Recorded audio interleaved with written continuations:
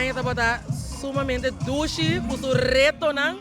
Pero ahora nos servicio con 84 estudiantes que están graduados para MBO nivel 1 de diferentes áreas, tanto de venta y comercio, servicio, horeca, construção e também plantação. Tem todos estudantes de BBL, qual está 5 classes, e à noite nós temos estudantes de BOL, qual está 2 classes, que estudante também de SKI. Nós estamos com vacação bom merecido, dia 10 de julho oficialmente forma da serra e dia 10 de agosto nós estamos abrindo back. Bueno, a nada mais surpresa, quem é o melhor graduado de nan classe, se não está ainda. Bueno, lo me visa nunca nota lá paciência. Anto na forma tem hobby docente na capacidade e na com amor e paciência para ajudar o demo processo, não preocupar com a idade, não importa com a nacionalidade, nós está abrir para receber toda pessoa que está habitar aqui na Bonaire, porque dona na mesma melhor qualidade de vida, Fundação Forma tem na Pabo.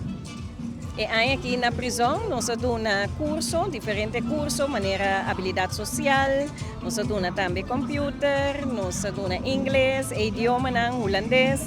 Anto inanang nós tinha aqui 33 certificados, anto dia 33 certificados na aqui estava a passar riba mais ou menos de 6 para 20 pessoas. Anto e pessoa na aqui, ayer também tem prisão, a hanya nang certificado na.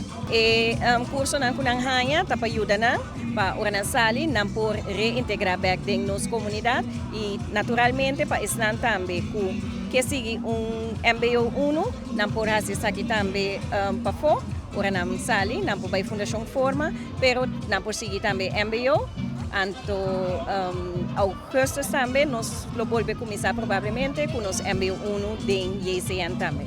Me estou muito contento por sobre estudante nang ayanan também, nang asinang esforço, ano largo, pero também na colega nang de nós que está trazendo YCN. Nós estamos muito contentos, né, docente na de forma, para dar paciência, para dar les gente aia, pois é um trabalho que está exigindo muito paciência e todo dia para botar caminho da que será, botar 30 minutos ali praticamente até tarde, pero não está sendo com muito amor.